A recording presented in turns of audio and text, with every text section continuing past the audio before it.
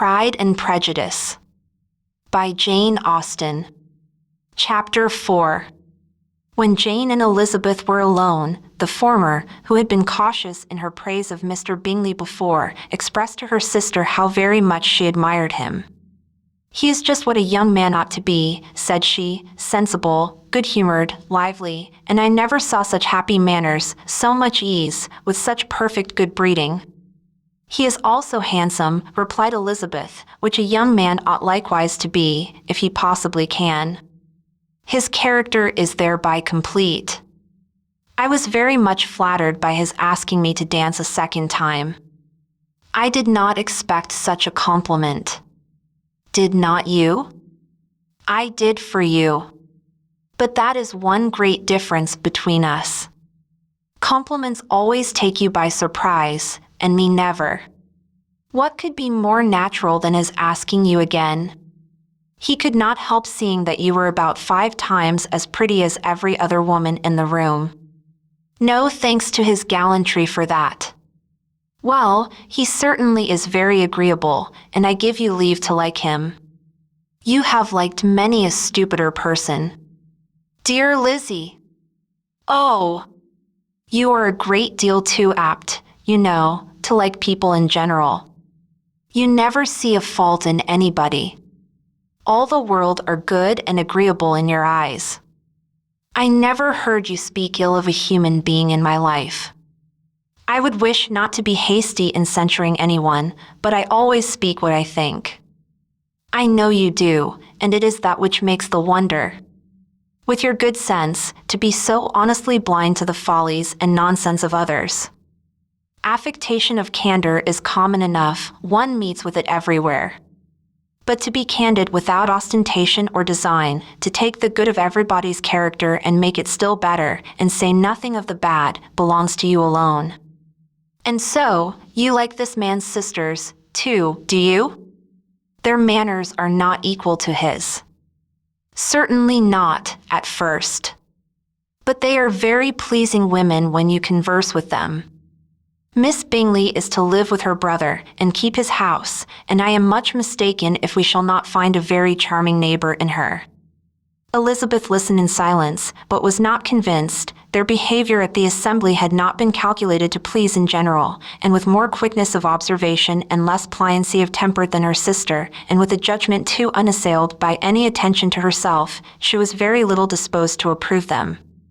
They were in fact very fine ladies, not deficient in good humor when they were pleased, nor in the power of being agreeable where they chose it, but proud and conceited. They were rather handsome, had been educated in one of the first private seminaries in town, had a fortune of £20,000, were in the habit of spending more than they ought, and of associating with people of rank, and were therefore in every respect entitled to think well of themselves, and meanly of others.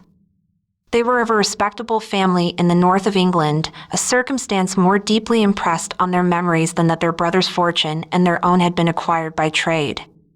Mr. Bingley inherited property to the amount of nearly £100,000 from his father, who had intended to purchase an estate, but did not live to do it. Mr. Bingley intended it likewise, and sometimes made choice of his county, but as he was now provided with a good house and the liberty of a manor, it was doubtful to many of those who best knew the easiness of his temper, whether he might not spend the remainder of his days at Netherfield, and leave the next generation to purchase. His sisters were very anxious for his having an estate of his own, but though he was now established only as a tenant, Miss Bingley was by no means unwilling to preside at his table, nor was Mrs. Hurst, who had married a man of more fashion than fortune, less disposed to consider his house as her home when it suited her. Mr. Bingley had not been of age 2 years, when he was tempted by an accidental recommendation to look at Netherfield House. He did look at it, and into it for half an hour, was pleased with the situation and the principal rooms, satisfied with what the owner said in its praise, and took it immediately. Between him and Darcy there was a very steady friendship, in spite of great opposition of character. Bingley was endeared to Darcy by the easiness, openness, and ductility of his temper, though no disposition could offer a greater contrast to his own, and though with his own he never appeared dissatisfied. On the strength of Darcy's regard Bingley had the firmest reliance, and of his judgment the highest opinion. In understanding, Darcy was the superior.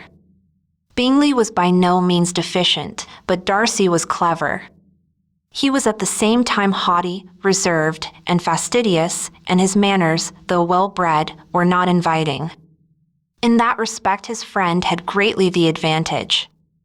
Bingley was sure of being liked wherever he appeared. Darcy was continually giving offense. The manner in which they spoke of the Meryton assembly was sufficiently characteristic.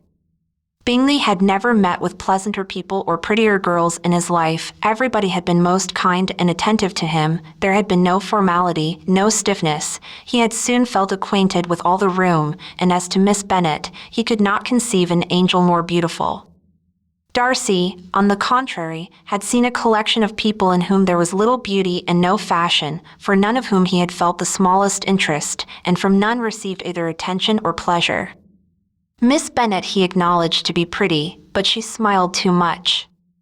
Mrs. Hurst and her sister allowed it to be so, but still they admired her and liked her, and pronounced her to be a sweet girl, and one whom they should not object to know more of.